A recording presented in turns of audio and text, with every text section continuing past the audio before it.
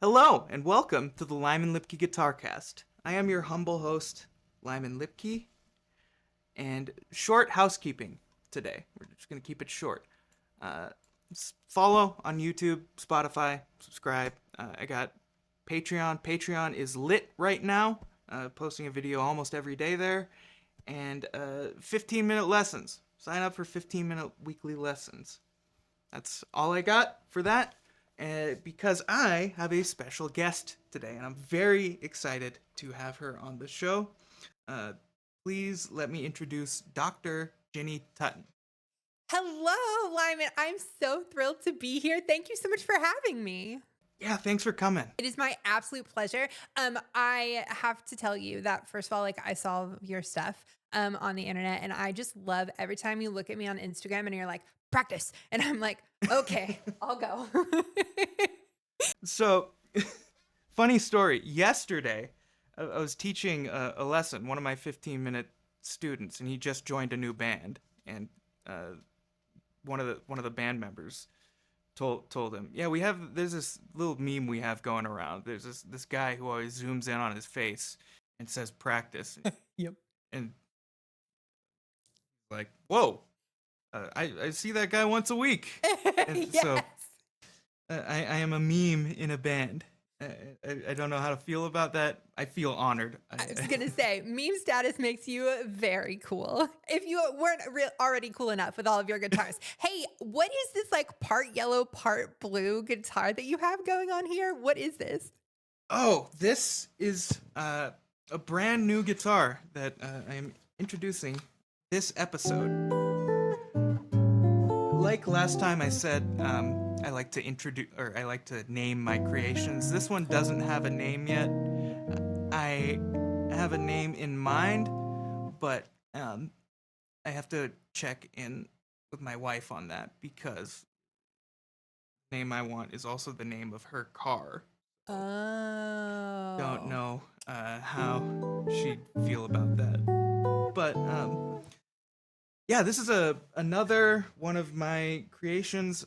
This time, it's all Temu parts. Like everything is from Temu or AliExpress. Did you buy it separately or did you have to like Separately. buy it? Okay. Like bought a body for $23, Huh.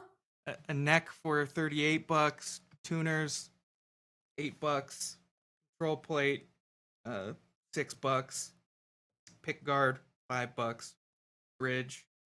I think I got the bridge for free from a dumb game I played on Temu. Okay, I have a question.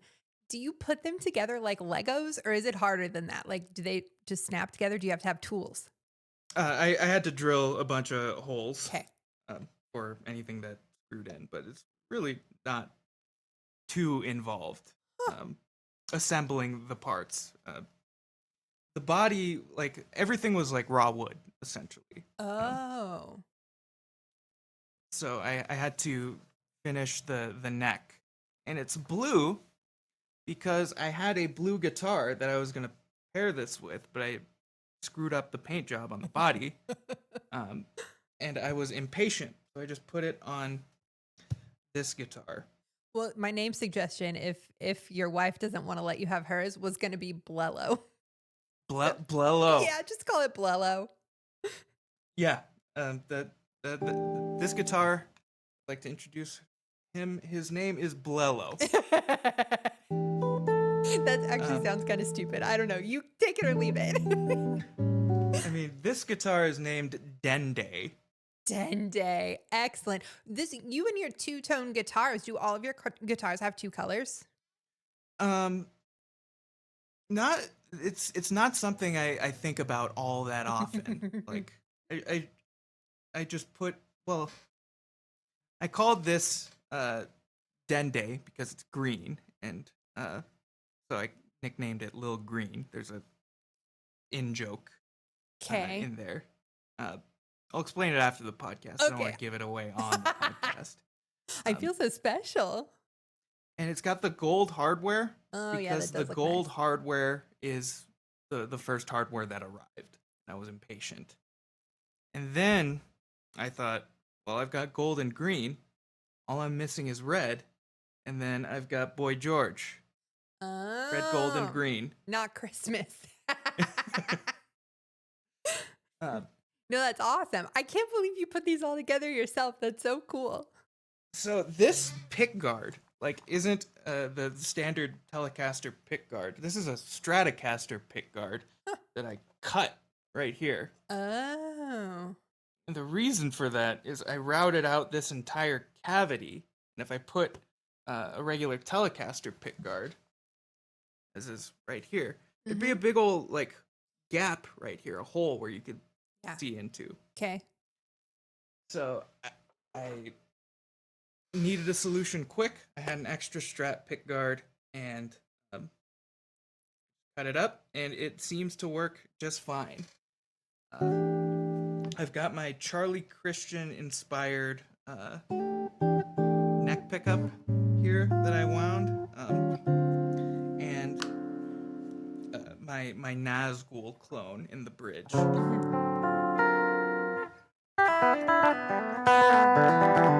And it's got coil split capabilities. It plays very, very well. I'm very happy with this guitar. Dude, I love when you play in your podcast. It brings me such great joy. I'm glad somebody does. Yeah, I love it. I've heard the too much noodling phrase more than once. No, how rude. People That on is the internet, unacceptable. people on the internet are far too comfortable saying things. Don't let the quiet part come out loud. So, got a little bit distracted by the new guitar. I loved it. I would be distracted too.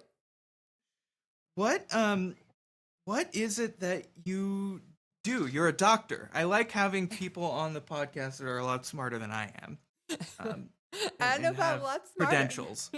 I do have credentials. And they give you a cool hat. Did you know they give you a cool hat? Got a cool hat? Yeah, it's a cool hat. It's called a tam, and it has, let's see, I hung it on my wall because I like it better than my diploma. It has 5 sides instead of the 4 sides, and it's puffy. It's called a tam, and it's like the Scottish ones, but those are plaid, and mine's just plain black. But yeah, you get a cool hat. I mean, that's worth the price of admission alone. Yes. I don't know about the price of admission in higher education, but I get your sentiment. No, yeah. My name is Ginny. That's what most people call me. Technically, you can call me Dr. Tutton, but a lot of times people call me the flutal with the super smart noodle because I'm going to do it too.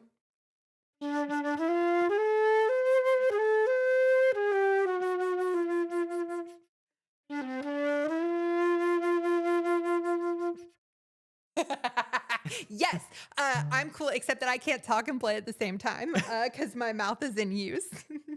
If you could do that, you'd be very, very rich. I think so too. I can Breaking the laws of physics. I can sort of beatbox and play, just so you Oh, know. the beatboxing flute? Yeah. I love beatboxing flute. It's cool. I can only do it a little bit, but I love it. It's very fun. I'm a little afraid if I did it for you that it would peek out your mic. I'll stand back here.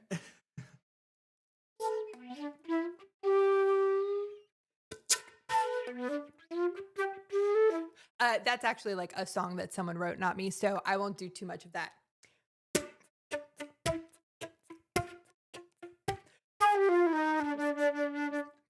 Anyways, I'm not the best at it, but I really like doing it, so who cares? It sounds awesome. Thank you. I'm a fan. Thank you. But yeah, I have a fancy pants doctorate. I love it. I loved getting it. I got to go to 9 whole years of music school. I learned so much stuff, and it's just as dorky as you would imagine. I wrote my dissertation. You were going to be so surprised. I wrote my fancy pants doctoral dissertation on 4 measures of music. This is what we expect of people with their doctorate. I know. I wrote it on specifically the first 4 measures of Debussy's Prelude to the Afternoon of a Faun because it's a huge flute solo. So I was able to write 84 pages on those 4 measures of music. Anyways, I covered. Can you play the first four measures Oh gosh. if you have it, I memorized? mostly do. I used to, but like now I'm nervous, but I'm going to do my best for you. Also, it's like a game. I'm so nervous. Okay, it's like a game for flute players to try to do it all in one breath. And it's been a long time since I've done it. Like I have to work out before I do it, but I'm going to try for you so hard.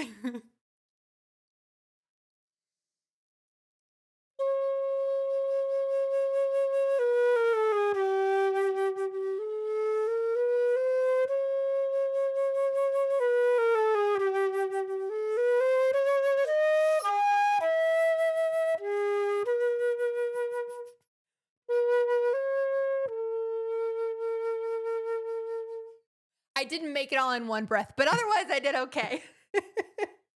I was trying to think if I know that piece of music. I'm not sure that I do, but It's fair. It was beaten into my head since I started music school. So I know it, but I don't expect everyone to know all of the same songs.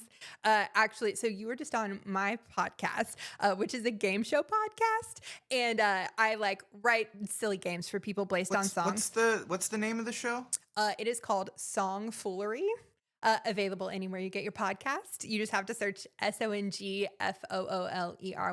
Thanks for the pitch there, man. That was awesome. And speaking of Knocked it out of the park.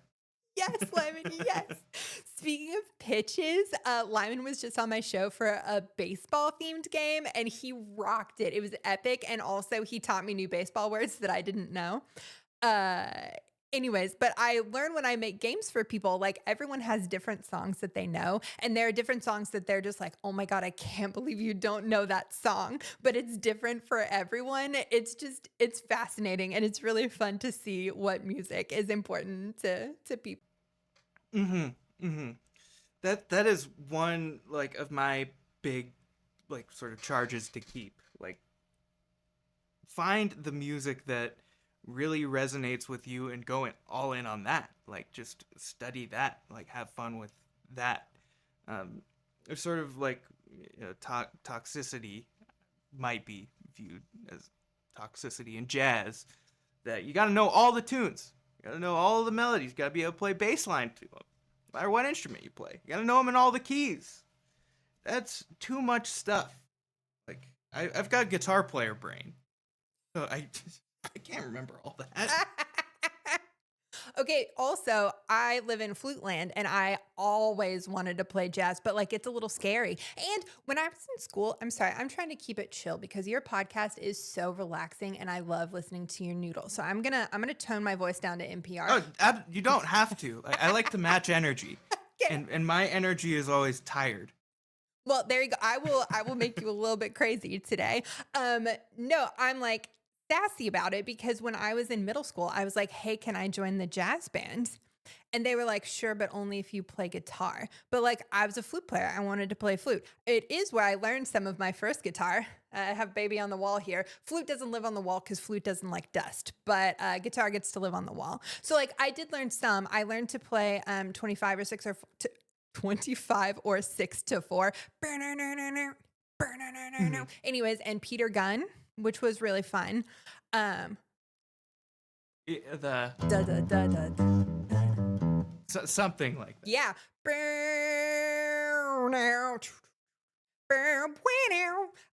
Anyways, so like I did learn that on guitar, but I didn't stick with it because I wanted to play my flute, man. And so, anyways, I just never played and never played. And then everyone else learned all the songs and all the chords, or at least it seemed like they knew all the songs and all the chords. And I got scared. So now I just play jazz by myself in secret. Someday I'll be brave. We could play together. Yeah, absolutely. Anytime you're in Arizona, let me Okay. know. I'll find us a gig. I know. I'm in Tennessee. I'm trying to think of like where's halfway. Probably somewhere in Texas. Texas is a wide state. Texas is real big. um, yeah, my high school jazz band had flutes, No, not fair. and it was real like the flutes usually. Uh, here's my classic like million trains of thoughts at the same time. Bring it on. I love it. Jazz flute is weird because they expect all saxophone players to also be able to play flute as well really well. and That clarinet as well. that's how I got my Um, doctorate paid for, is they all took lessons with me. right on. Um, but none of our saxophonists doubled on flute, and there weren't a lot of like specific flute parts, so they played fourth trumpet parts, Oh, which wow. Okay. I always thought was a little bit weird. 'Cause it messed with the voicings of the chords in Yeah. the trumpets, because And you um, still have to transpose, so why not give them the saxophone parts? um, like I think our band director, bless her heart, made them special parts, um, Okay. just from the fourth trumpet parts. But Yeah. if Bless her heart. they wanted to be, trumplutes, they should have been doubling. That's what we called them, trumplutes. That's excellent. I think they should have doubled the lead. Um, they could have doubled the lead up an octave, and it would screw with the chords so much. Uh, Also, you can't hear us anyways unless we're mics, so they can play whatever. Until you give them a microphone, no one cares. uh, yeah, so like that was my first experience with jazz flute. Then my only other experiences were with primary saxophonists. Yeah, doubling. I thought you were gonna say Ron Burgundy for a second, but I like the saxophone is better. um, who to my ears like sounded pretty good on the flute, but Yeah. I don't listen to a lot of flute repertoire, so I have no idea. But I mean, the fingerings I imagine were pretty close, and they still had all their good lines. Yeah, absolutely. The fingerings are very close. And I will say there's like a different tone expectation in jazz than in classical flute, which plays to the saxophonist advantage because they tend to have like larger embouchures left over from their instruments and they tend to use air. I'm sorry, I'm nerding out on you hard. Is this okay? I am into it. So you can sort of use your aperture, which is the tiny hole in your lips, to change registers and stuff like that. Or you can kind of brute force it with your air, which is better if you don't practice a lot because your tiny little muscles don't have the muscle memory to do it. But it gives you that like sort of airy kind of lighter sound, which again is exactly what you want in jazz land. So I think that yeah, saxophone and flute are lovely to double together. And the same dude invented both fingering systems. But the Oh, flutes, fun fact, the flutes don't like change. We accept no improvements on our instrument. 1845, no one mess with anything. um, they made a couple tweaks, but really not. But the saxophonists and clarinets went nuts. That's why they have all those pinky keys. yeah. So was that Adolf Sax? He invented the saxophone, but he Yeah. used the same fingering system as Uh, Theobald Bohm, this like German guy who invented he. So again, if I'm too nerdy for you, you let me know. Old, like I'm I'm a musician, but like I'm a baseball fan, and I essentially like I'm a woodwind fan. Like I'm like at the ballpark right now. yes. Okay. Thank you. Thank you. So old flutes had to be designed based on what your fingers could reach. It was like literally just a tube with holes in it. And so if your fingers like it didn't make the flute very well in tune, which there's this like story that Mozart wrote a letter to his dad saying that he had to write something for flute, which he detests. And flute players get like all up in arms and sassy about it. Like, how could Mozart hate our instrument? He didn't Well, hate this. Mozart wrote a lot of other things in letters. Yeah, he he was a rascal. But at least it's interesting. Like, um, anyways, so people are all like sassy, like, how could Mozart hate the flute? He didn't hate this flute. He hated the old flute that played really out of tune. And then people tried to get creative and they were like, what if I added this key on it? And so they just started like haphazardly Frankensteining, like, oh, I want to do this one thing, add a key, and it got out of control. And then Bohm was like, hey, what if we do this the smart sciency way and we like mathematically calculate where all the holes need to go? And then that's how we ended up getting the keys that we have now. And like, because it has a lot more keys than 10 keys and you only have 10 fingers and one of them you can't even use because it's got to hold up the flute. So he had to like then devise like a fingering system so you could touch all the keys. And everyone stole ours. And then the flutes kept it the same for years. And the saxophonists and clarinets and oboists and bassoonists, everyone was willing to like do things to make it easier. And I'm a little jealous of that. I am living vicariously through you right now because I say this on this podcast all the time. I wish I was a saxophone player. Everything I do on the guitar is try to sound like Charlie Parker. Oh, interesting. So to me, though, like Charlie Parker is associated with lightning fast technique. Is that what you're going for? Is there something else? Like, tell me.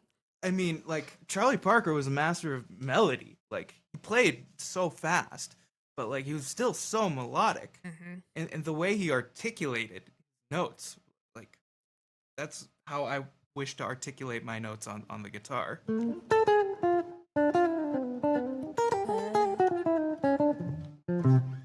Is that even possible?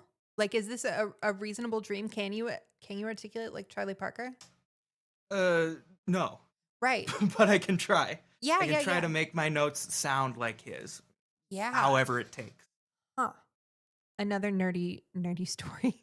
I needed people to be on my committee, which is basically like my graduation team for my doctorate. And you have to have someone that's outside the music department. It's like a quality control thing to make sure the music people aren't just like, sure, you can graduate, which they don't do, I promise. Anyways, but he was in the engineering department and he showed me one day like parts of this lesson that he did on sound and how it was creative and how it was created. And he said that the envelope of the sound, which is basically like the shape at it when you look at it in a software, has a huge impact on whether or not you sound like an instrument. And I bet because the saxophone and the flute start out little and like work into their note, no matter how hard we try, it's got a little tail on the beginning. And I bet yours starts pretty flat because you have to like hit the string. There's a big transient. Yeah. Like, lots of high frequency information from the initial attack of the note.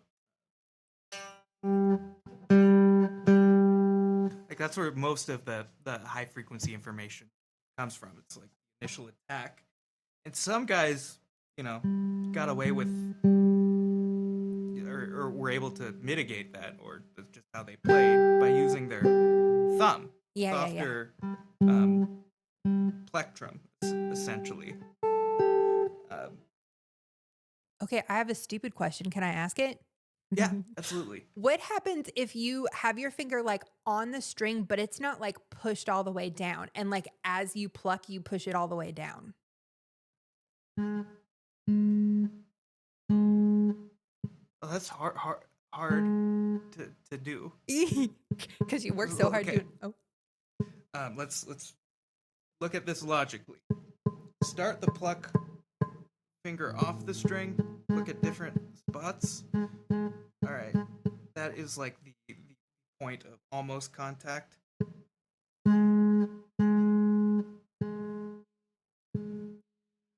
Interesting. I don't know if it would work. I'd have to look at that like in a spectrum analyzer. Yeah. It would be cool. That was the only way I could think of for you to like crescendo after you had made the note is to like, nerf the note and do it bad at first. So it sounds like it eases in. I mean, the start of the note is the maximum energy the string is gonna have at any point. There's no way to bring that energy up unless you got machinery and like magnets. Right. Okay. Got That's closer. Is that your whammy bar? Is that what that is? volume knob. Volume knob. Sorry, I couldn't see well. Hammering on the string. That makes you sound more like an upright bass. Yeah, I've got something real cool that I like to play with. Please sometimes. do tell.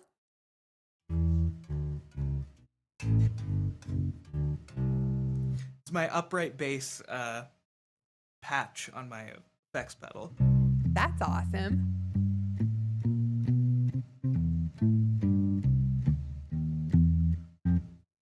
Yeah, works like a charm.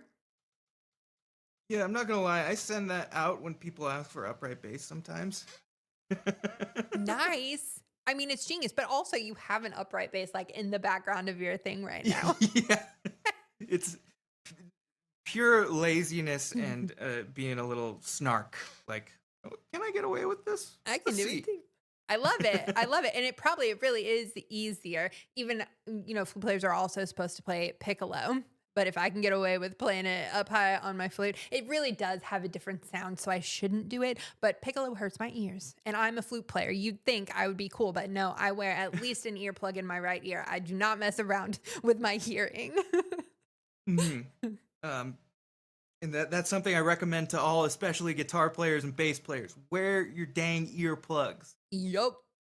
It is the cool Like, thing to do. I promise. um, I mean, I only played loud shows for uh, a few years without earplugs, but I started using them pretty quick. Hmm? Um, Not that it did any good, and I'll tell a story that I've told before on the podcast. Well, I don't know it. Yeah, so Okay. I'll tell you. So my dad used to play in this reggae band in Seattle, Fun. who was famous for being like the loudest band in Seattle. Oh gosh, what And a this is when, Nirvana, Pearl Jam, Soundgarden, they were all happening. But my dad's band was louder. Um, people do like loud. yeah, loud is more good, as Josh Scott says. And like, there's some psychoacoustics that go into that as well, like real smart science. Yeah, they say when you try out a new instrument to like decide if you want to buy it on the flute, that people like louder instruments better at first, even though it may not perform as well as the other. So across the board, loud is good. Um, but when my dad was playing festivals, like sometimes he would take me, and to keep an eye on me, like, I was a small child, 1, 2, tie me on he'd tie a leash around my waist and tie it to the mains. Oh my So I'm gosh, just I getting love blasted with this sound, that. um, with my fresh ears. So like, I already got all the hearing damage. Yeah, maybe a little. I know that Uh, they didn't always know better, but oof. I do have tinnitus. I do blame my father. I always bring it up, and he I didn't do that. Oh. He'll be listening to this. Yeah. Sorry, Dad. Thanks for the earrings, pops. Okay, I have a question about tinnitus though. I almost called it tendonitis, which is what I get. But no, tinnitus. So do your ears ring at a constant pitch so you can have like impeccable pitch, like play by ear? No, No. Dang it. no, Well, that sucks. and it changes depending on the activity like that I'm doing. Sorry. Like, or the medication that I'm taking. If I take a Benadryl because a cat licks me, like the pitch will be louder and lower. What? Oh my gosh, we have to figure out why. Is that so? Benadryl is like a decongestant, also makes me very sleepy, but a decongestant. So, do you think it like opens up your like eustachian tubes Oh, so that that it like is does it interesting. acoustically change how your ears work? This is fascinating. Yeah, that is something that definitely needs to be studied. Yes. So you must keep record for us every time. So your regular ring, and then anytime you take a medication, what happened? And is it the same every time? Does it change with the weather? Like people whose knees hurt? Oh, this is Well, I've awesome. constantly got sound going, like all the time. Like, I don't like to live in silence, Mm-hmm. um, Yep. Agree. because of then I hear the ring. But if I'm just watching a YouTube video, it's not there. Like, it's pretty mild. It's not. But if I kept playing at loud volumes without earplugs, it would no longer be not a big deal. Like, it would be uh, a big deal. Huh. Where So it's good. it gets louder if there's other music around? If I kept playing without earplugs, like, I just damage my hearing Oh, more. okay. It's not like a incidental thing like the Benadryl. or if I play without earplugs, it'll be louder for a couple days. Oh, okay. Because they get like a little damage, but they can probably heal. Hmm. Huh. I'm sorry for thinking Yeah. your tinnitus is fascinating, but it is kind of interesting. I didn't know I, about the Benadryl thing. yeah, I've managed it. Like I've always got an earphone in when I'm trying to sleep. Got Mm, something in the background, uh, so I don't think about it. yeah, no, Uh, that's smart. but it is fascinating, and you've almost inspired me to spend some time in silence and study this. I mean, I don't want to drive you crazy, but I'm desperate to know what you find out. So please report back. Yes, yes, absolutely. Um, wow, we have gone off the rails with the woodwind stuff, and I love living here because especially like you know the that is a technique that no guitar player would ever have thought of Probably because it's to do. stupid and it would slow you down. Um, but it possibly leads to a new sound. And That's true. For slower sections, it might work. so I love talking to instrumentalists about other instrumentalists about how they would approach. Victor Wooten has this great uh, quote: "If I gave my instrument to a newborn baby, he would bring sounds out of it that I couldn't dream of." Yeah. And what a lovely thought from a teacher. Like, you don't have to be intimidated if he wants to hear what a baby sounds like on his guitar. So I used to play this jam night, be in the house band for this jam night, and one of the folks that would come bring his uh, small child, and I was always stoked when that small child came up in the set breaks to play the drums. Oh. Okay, Did what's you gonna? warn him about the hearing protection, though? No, I didn't. Next time. um, because he's not trained. He hasn't been taught proper technique, or hasn't been taught uh the religious dogma Yeah. of how to approach the instrument. So he's just playing. Okay, you're playing, I'm playing. Let's see what we can do together. Awesome. So that newborn baby thing has been something I've tried to hold close, not out of any sentiment, but more out of like my own personal gain. What sounds can I steal from babies? Yeah. And how can you just play for the genuine joy of making noise? Like, that's such a beautiful skill. And I feel like sometimes we lose it the more we try to practice. Um, Yeah. if we practice in a way that's like, get better all the time. And I want to sound like, for you, Eric Clapton, I don't know, for me, Emmanuel Payud. But like if you just play because you like the sound, to me, that's just the most beautiful thing. I love it. It's hard to do, but it's beautiful. What's the difference between a 4-year-old and a bag of cocaine? I've never done a 4-year-old. No, I'm kidding. I have no idea. Eric Clapton would never let a bag of cocaine fall out a window. Oh, that's great. I'm sorry for the 4-year-old. uh, it's actually a really sad story. Are you No, familiar he with that? really had let a baby fall out a window? His son. Is the And son I'm okay? sorry I made you. No, he died. Are you kidding me? No, that's what the song "Tears in Heaven" is about. And I'm sorry I made you laugh at a 4-year-old dying. Yeah. That's Oh my God. I did not. Oh. so that joke has layers. Layers, definite layers. Oh goodness. I can cut this if you want. No, you don't.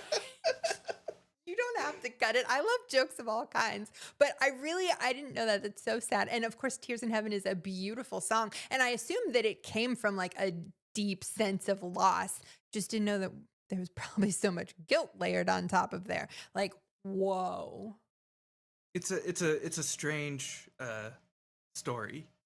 And so, like, I'm not that big of an Eric Clapton fan because my Because of the father babies. didn't like Eric Clapton Okay. because of the baby. Yeah, that's fair. If I had known about the babies. Um, so it always goes back to my pops. Like, there's a lot of like therapy for me here. Like, thinking about my pops. Like I've got a bunch of weird musical like idiosyncrasies that I've picked up from my father. Like, I don't like Pearl Jam because I Okay. wasn't allowed to listen to Pearl Jam because my dad doesn't like Eddie Vedder. I'm loving like all the rules. Like you could probably stay out after 2 a.m., but don't you dare listen to Pearl Jam. Like Nirvana, fine. Okay. No Pearl Jam. Mm-mm. Uh-uh. We only take So, some grunge, not all grunge. Some. uh, yeah, and I came up listening to my father exposed me to a lot of really interesting music as a child. I used to listen to this radio show called Musical Starstream. Never heard It of was it. ambient electronica from the late 80s, early 90s. And I don't remember much of it like in my conscious memory, but I'm sure a lot of that you know into the brain and comes out. He played Frank Zappa for me, played a lot of reggae for me. Yeah, I got a very interesting musical upbringing. I was fortunate for that. Yeah, that's awesome. I'm sorry about the Pearl Jam though. I mean, like, I'm a fully grown adult. I have been for a long time. I could choose to listen to and enjoy Pearl Jam. I just haven't. You don't want to upset the pops, especially because he would know since he listens to the podcast. Yes, he'll probably be leaving a comment. I don't know like when he's gonna like he likes to leave comments like, after not listening to the whole podcast. So That's he's funny. like the classic YouTube commenter. Yeah. Like, leave the comment before watching the whole video. That's hilarious. Oh, that's really nice though. My dad actually he proofreads my podcast. Like I do all the editing and stuff. But once you've edited it, like I've heard it so many times, I can't tell any mistakes anymore because I've heard it a million times. So my dad does like a final proofread to make sure I don't put anything out that's too stupid. Um, yeah, I don't edit this show at all. I am so lazy. Like in a lot of the episodes, you can hear the click at the start and at the end of me turning OBS on and off. I like it though. It makes it easier to So do easy. it. I'm gonna be preaching from the Gospel of Joe. I don't like to play anything that's too hard. Real hard, forget it. This is coming from Joe Pass. Uh, Um, he's right though. Like I swear, anytime I play gigs where I just like pick a repertoire and I'll pick, a variety of difficulty levels and different types of music, everyone loves the easy stuff, especially if they've heard it before. If I work my tushy off to play some like avant-garde, super challenging, really hard, they're like, I just didn't get it. Okay. Fine, I'll play freaking Flight of the Bumblebee for you again. that's easy. Well, yeah, I mean, it's not that bad. It's just all chromatic scale, which, we like practice in itself in isolation. So really all you have to do is then remember where it like turns around and does a part again. But yeah, it's not so bad. And I think it's easier for me to make notes faster on my flute than it probably is on your guitar. Cause the like key mechanism and I have like, 10 fingers working together, whereas you only have what, 4? 4 and this thing has to Yeah, be in 4 and a pick, sync. but the pick doesn't count because it doesn't make the notes in this situation here. So, I look at the pick or the fingers, whatever is making the sound come out, as like the embouchure of the guitar. yeah, 100% agree. Yeah. And so, how does that? How do you use your mouth when you're playing Flight of the Bumblebee? How are you articulating all of those notes? How Oh, many slurs are there? slurs central. Like, I think my edition has, like, slurs for the huge phrases, so and then you would start so, like, they sorry, that was probably sounded horrible to your listeners. It, like, emphasizes the, like, Yeah. sound, Yeah, yeah, on the yeah. beat, but it's mostly slurred. No one does because it takes too long. Like, it slows you down. Guitar players are stupid. That's a new catchphrase. Guitar players, it's like a challenge. You gotta alternate pick everything. Like playing those 4 bars of music in all in Yeah. one breath. Um, it's almost like that, just a lot dumber. Like gotta go up down all the time. Get every note out. I'm not gonna play like that. No. That's real hard. Yeah. Like I slur all of the time. It sounds Uh, smoother. and that gets me closer to that Charlie Parker like articulation. Um,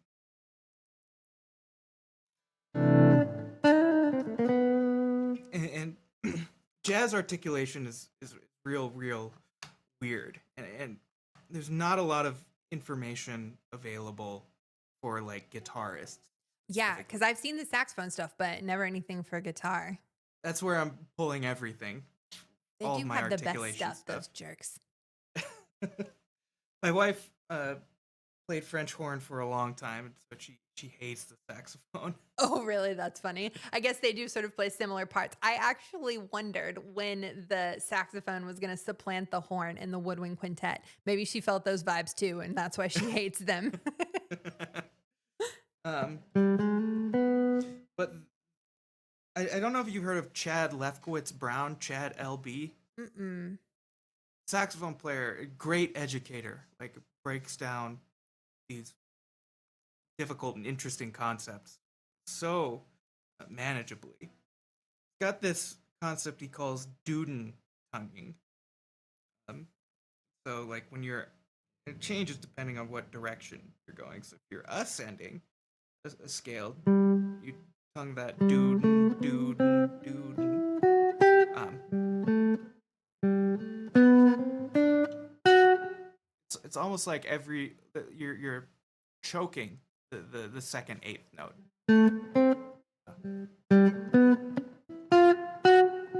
And then on the way back down, it's ooda.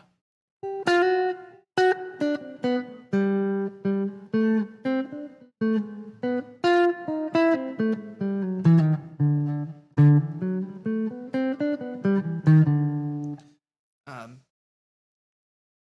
and it's real hard to do on the guitar because another problem with the guitar. This is why guitar players don't read all that well.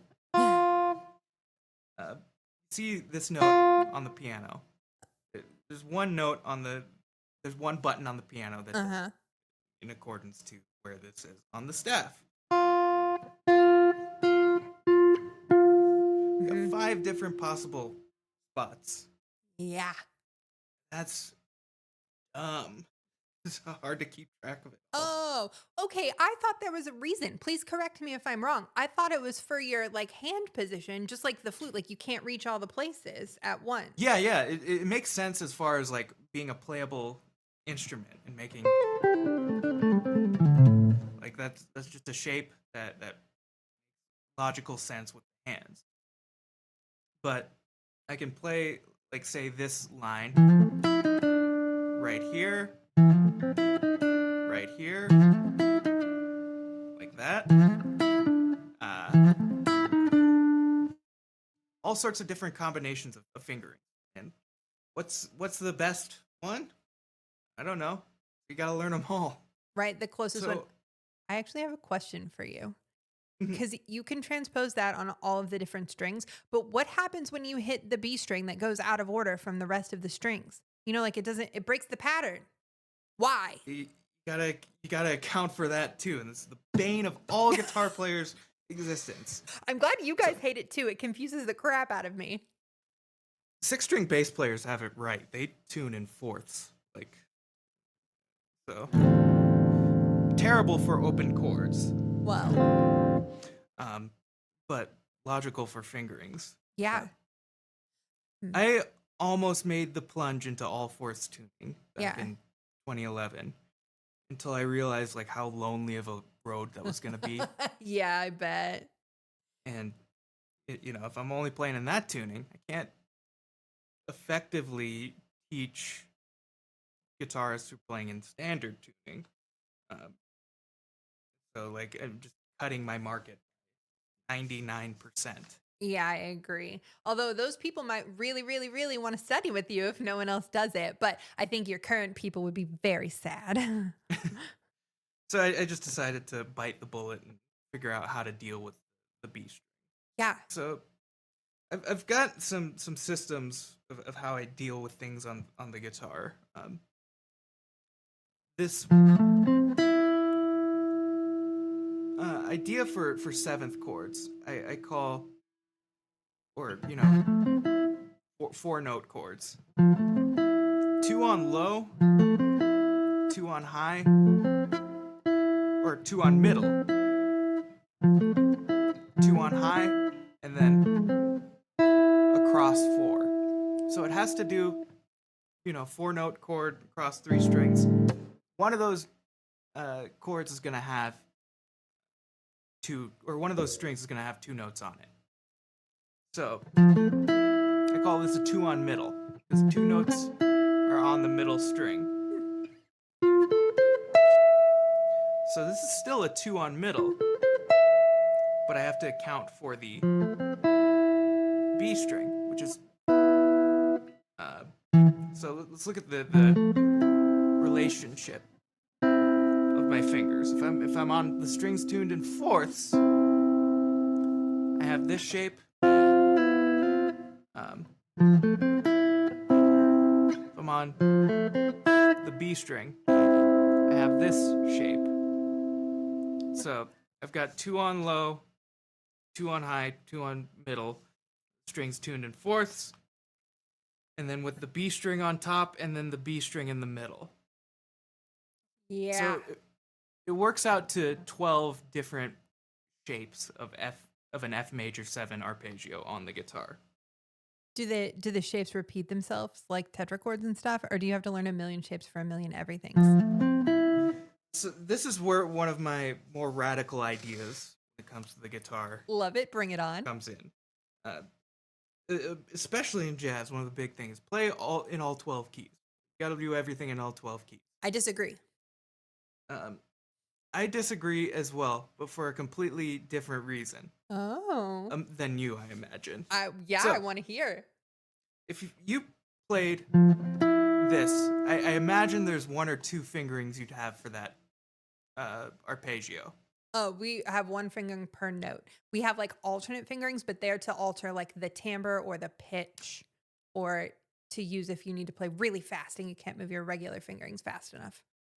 Okay, good to know. I've heard the term alternate fingerings like all throughout school and college, and I was always interested in what that meant. You've got one fingering for this. I've got 12. However, if you want to play, that's F major 7. Mm-hmm. If you want to play F sharp major 7, you've got to play a completely different fingering. All I gotta do Oh, it's is scooch. this. Yeah, the scooch. I So- am jealous of the scooch. Rather than playing in all keys, I think it is more beneficial on the guitar to play in all positions. That is smart. And it is a different reason. Smart. Huh. And with the caveat, like you've got to study. Like you've got to study theory and know like What you're what's doing. in what key. Yeah. And know how to transpose. Because if you don't have that like in your back pocket, you gotta learn all 12 keys. Sorry, buddy. Yeah, I mostly agree with you, but I do think that there is something to be said for building up the muscle memory in other places. And I think it's actually kind of fine if you label it a little bit later. Like for me, I didn't learn my fully diminished seventh chords for a very long time. And if you're listening to me being like, oh, she's talking about fully diminished seventh chords, how pretentious. Like, no, dude, they are very useful because it's all minor thirds stacked up on each other. So if you ever need a minor third, I just like finger through my little arpeggio and I can find it real fast because my fingers remember what the notes are and my brain can label them after I get there. And it's like a faster way for me to do it. This is actually like one of the core concepts of the theory class I'm teaching right now. I call it Yes, the let's get into that. oh, Yeah. okay.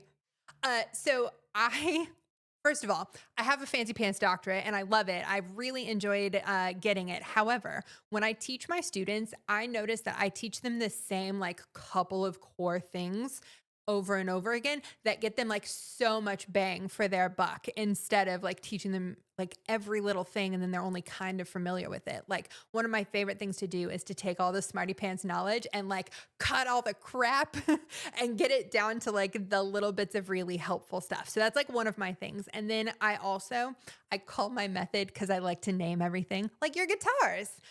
Blello. I'll come up with something better than Blello. It's Anyways. Blello now. Like it's living as Blello. Well, I named my theory method the hands-on headphones in method because if you're like coming to the class, I'll talk to you for a little bit, but in general, you're gonna have your hands on your instruments or your headphones in or on your head. Like none of this like sit down with a piece of paper garbage for me. I think the piece of paper comes later once you get the like tactile, what your fingers want to feel like, and once you get a good sound concept built up in your head. Everyone thinks they want to take a theory class, and you do. It's really cool. But what's better, I think, is a musicianship class. It's like the lab of music theory. And the people who have good musicianship are those people that like sit down and can noodle around without having to practice a ton of stuff because they have learned all these great skills that apply to every single instrument. It's killer. So anyways, yeah, I've been devising this method for years and I've been like testing it out on my flute students. But I'm branching out now to people who play other instruments and things who want to try to learn this way. And we're having a freaking blast. It's been so much fun. So I teach like five main elements of music. There's a secret sixth one, but I don't tell anyone about that until later. I'll tell you though. So definitely melody, definitely harmony, rhythm, form, and phrasing is one of my favorite ones that I think often gets sort of like overlooked. Like, oh, we're doing all our scales and all of our chords. Yay, us. No, form and phrasing is very important. And it is like, the way to sound the best, the fastest, in my opinion, because you see these patterns and then all of a sudden you can like phrase and interpret music beautifully the first couple times you see it. Do your students say this to you? They like come to their lesson with me and they're like, I'll ask them like, hey, what about this like crescendo? I think would sound really lovely here. And they're like, well, I have to get the notes first. Do your people do that to you? Yes. Drives me bananas. But Drives me up the wall. yeah. And I will say, not to like one up you, but I do think it's a little worse for wind players because changing dynamics changes your embouchure. So if you add those on later, you're going to squeak. You're going to play the note too low. Like something weird is going to happen to you. You just need to learn all of these. Well, and I say all of, there's not a lot of them, a couple of little patterns, and then you just plug them in like a Lego. You just like pop it down on the piece and then you sound awesome real quick without spending forever in your practice room. Like it's great. Anyway, so form and phrasing, you got the easy ones like melody, harmony, rhythm, form and phrasing. And then the fifth one is expression. And I know like that doesn't really feel like a theory concept, but I think it's the very practical side of music theory to like why do we study music theory? To sound awesome. And that's one of the things that makes you sound awesome. The secret sixth one is context, like knowing other pieces in that style or like knowing what your audience is expecting so that you can like sometimes give them what they want and sometimes surprise them with something even better that they didn't know they were going to get. This is my thing. I freaking love this. And I have taught a ton of music theory in the past, but I've always been like given the curriculum by whatever institution I was teaching at. And this one I have gotten to make up all by myself. So it's really fun. It's super practical and it cuts all the crap. Like no extra garbage in here. Unless if you really like learning something, go forth and learn. But if you want to like get the little bits that are going to give you big bang for your buck really fast, come see me. It's fun. All of that sounds absolutely wonderful. You've got like a little preview of your ideas on your YouTube channel, right? Yes, I totes do. I can send you the link for your people if you want. It goes over the 5 concepts that I think are super important. It explains to you why I think they're important, and gives you ways to try it on your instrument. And it includes one of my funnest things about my method is that I have mini podcast lessons. So if you are busy, you don't have time to practice that week, I don't care. That's fine. You just plug in my 10-minute podcast on your way to the grocery store. You have practiced. Yay, you. So anyways, it's got those. It's got really fun musical examples. We have Beyonce. How can you have music without Beyonce? We have Eye of the Tiger by Survivor. Like there's some great things in there that illustrate some really good musical concepts. So I can send you the info if you want your people to be able to have it. And of course, they can just find me wherever at Songfoolery, SONGFOOLERY. I'm on YouTube, I'm on Instagram, and I have a fancy pants website. Yes. I believe like what one of I listened to one of your either podcast episodes or YouTube videos. That's Um, so nice. Thank you. and like all of it like just made like a lot of sense to me. Yes. I think it may have been when I was working on the body of this Of specific guitar. Blello. Yeah, the algorithm blessed me with your video. Dude, I was so glad when you found me. Like, first of all, as a newbie, like no one comments on your stuff like ever. I got some inappropriate contact like comments with like video links off the site to questionable sites with naked people, just to be clear.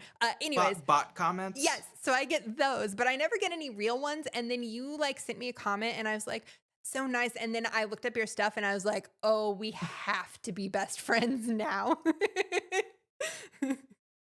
And again, I like to talk to people who are a lot smarter than me. I get don't to know learn. about that. I think we're smart in different ways, which is why I totes want to be your best friend. Like we could figure out some really cool stuff together. Yeah, I would love to, hear some of your radical ideas when it comes to music and explain some of mine. Uh, We should do it. Another podcast, perhaps? yeah, or even in secret In because some ideas I don't think the world is ready for I quite yet. understand. Yeah, sometimes I'm afraid if I say what I really think, they're going to take away my doctorate. Um, that and I want to check my thinking with as many doctors as I can because I don't have the doctorate for them to take away. But on the flip side, I'm just some rando on the internet who's yelling at a cloud. Yelling at a cloud to practice. Sorry about that cut. We got into some of those ideas, secret ideas that you're not ready for. No, And they so, are not. Also, if they take away my doctorate, I will be so mad. So please, please don't tell them. yeah, don't tell nobody. But you missed out. You weren't there. But maybe someday you'll get to hear these. But we've been chatting for an hour. I'd love to have you longer, but I am aware of your schedule. So That's nice. why We'll don't do you? it again. Oh, absolutely. Like I had a blast. Me And thank you too. so much again for agreeing to My come on here. pleasure. I had the most fun and I learned so much about guitar. Oh, I loved learned a lot about the woodwinds in general, it. which I'm always trying to do. I'm always trying to scoop up that knowledge, apply it here. Yeah. Um, so tell the people what you got going on. Can they find you? You got any uh, courses available for sale? Anything like that? Yeah, Floor is 100%. yours. 100%. Thank you. So my name is Ginny, but all of my social stuff is at Songfoolery, SONGFOOLERY, an exceptional pun. And puns are one of the things that I do a lot. I have a music themed game show podcast that Lyman is on an episode of. Yeah, you're going to freaking love it. I made him a baseball themed and jazz themed game. And he knocked it out of the park. Yes, he knocked it out of the park and it was an absolute blast. So if you're here for the fun and shenanigans, that's where you're going to want to go. If you want to learn to be a music theory smarty pants and learn some of those fabulous musicianship skills that will help you be like awesome and one of those people who can just like sit down and noodle like they haven't practiced, they practice musicianship, my friend. That's how they can do that. So anyways, if you want to do that, I've actually got a course going on right now. So I'm going to put the information in the chat. So anytime, like the next time the course comes around, you can start. But if you're too anxious and you really want to start now, just send me a message. There's a contact form on my website. You can message me on Instagram, any way you want, and I'll do my best to get you in as fast as I can. So shenanigans on the Songfoolery podcast, available on YouTube and anywhere you get your podcasts. And number 2 is a cool and kind of funky music theory class that I think you will love. That's me. Yeah, and I was on this podcast. I had a great time. It was fun, and I think I'm gonna be on every podcast, right? Heck yeah, you are. I made up the name for your next baseball themed game, and it's going to be called Humdinger because you taught me that a home run is called a dinger. Yes. And I'm gonna be on every one of your podcasts. I mean, because honestly, I'm down with that. I recorded for you. I recorded your theme song. Yeah, you did.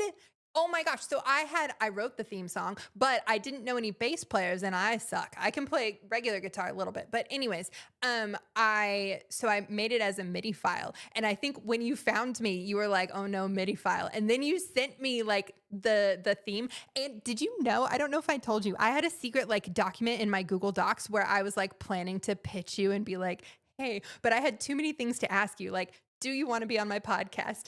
Do you want to maybe let me come on your podcast and like noodle around coolly? Do you want to play my theme song? Also, do you want to be my best friend? So I was trying to like slowly send it your way. And then you just sent me the theme song and I was so freaking excited. So anyways, it was great.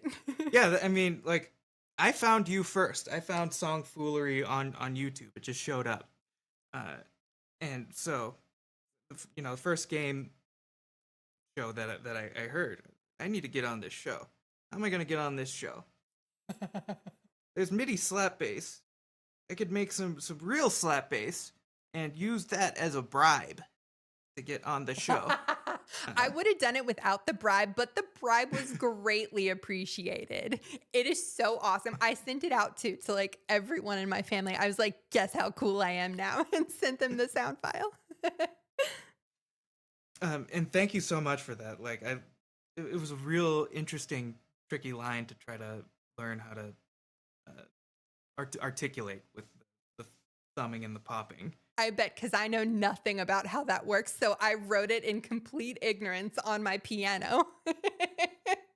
And that's always the coolest stuff in my opinion. Like is written for an instrument, but without the instrument in mind. Like, how is it going to be played? Like, well, we got to figure it out. It's a fun challenge. Yeah.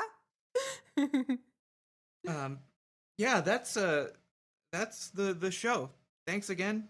Thanks for having me. Let's do it again. Also, please call me Ginny.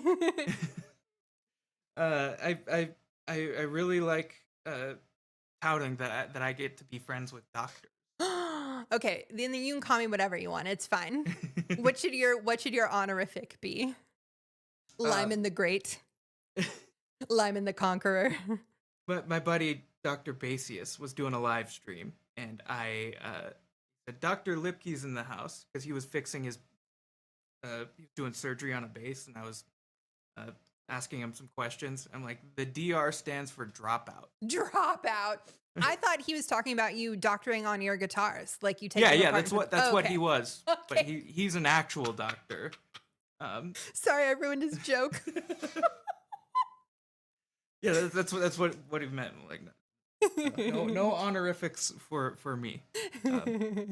What I do have is like links, Patreon, lessons, uh, uh, Jazz Legend videos, 30% off for any of their PDF packages or um, their videos, and they have the most important video that I've ever watched, the Joe Pass solo jazz guitar tape, which is still getting stuff out of it